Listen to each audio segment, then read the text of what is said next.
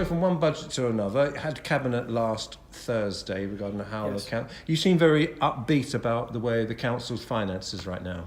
Well, yes, unlike previous years, because of the way in which we've been able to budget properly, it's taken us a long time since the 4 years the Conservatives were in office.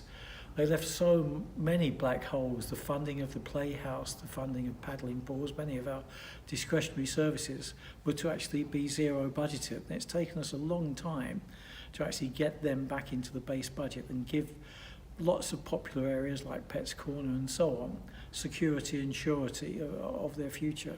And how has this been able to be done? Is that to the credit of the officers we have here at Harlow? Yes, yeah, all credit to the officers, but obviously it's still the legacy from last year of us actually taking away the contract from Kia and creating a wholly owned Harlow trading services company. And in those circumstances, the £1 million that's now being made, that previously most of it was going in Kia's pocket, is now going in Harlow Council's pocket. And bringing back services in-house, I think, is a salient lesson to a lot of local authorities, where there is no competition. They are just paying through the nose for private competitors to actually take on this role. So that, to a degree, is... And also, given that Essex are going to put up their council tax by probably 6%, the Fire Authority have put it up by just under 3%. And as I said earlier on, the police 14%. Harlow's tried to keep a modest increase of 2%, which is about 7p a week to actually try and maintain all of Harlow's services. So overall, people's council tax is going to go up a lot on April the 1st, isn't it? Overall, the increase will probably be something like about 4% increase if you actually even out. Essex is obviously taking the lion's share of that, nearly 70%. Harlow Council takes 17%. We only take a time. I think the perception out there is Harlow Council does everything, but in fact Essex is the major player with social services and education and highways.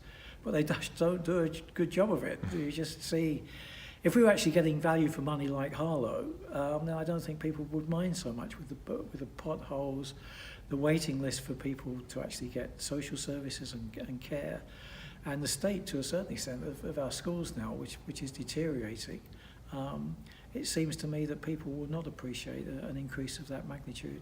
When it comes to the budget, obviously you're a democratically elected councillor. There are professionals who are the officers here. Yes. How much a role do you play? To a certain extent, as you say, they are the accountants, they are the pros.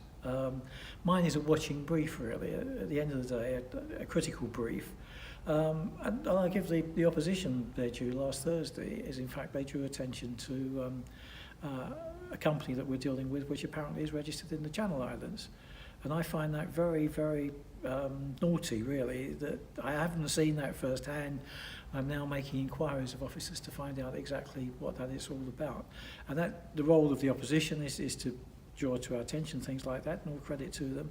And my role is to actually oversee things like that, to actually make sure everything is properly above board and well organised and well done. Because there's nothing, am I right, nothing wrong with having a company in Guernsey, but it's A, it's the spirit, and B, is also, it looked like, Yes. from my camera, it looked like Yes. it was a surprise to councillors. Absolutely, because it implies, the innuendo is possibly tax avoidance. Now, that may not be true until the investigation is carried through, but if a company is actually dealing with Harlow Council, is actually deliberately avoiding paying British taxes, then personally I don't think that's right. When the Conservatives, who are robust Yes. in their scrutiny, and Yes. they'll probably be even more robust next week, do you think sometimes you seem to think they're nitpicking, or do Yes. you think it's valid? I think there's two components to that. I think the crossing the T's and dotting the I's. One Conservative councillor asked 29 questions of our officers just one day before the meeting, and he was given answers to all of those questions, but then went on to actually repeat with the answers that they'd already been provided about another half a dozen of the same questions that he'd already given. It's good that he gives notice, but to give one day and to actually for busy officers to actually have to find just within a day 29 answers, many of them very rather basic really.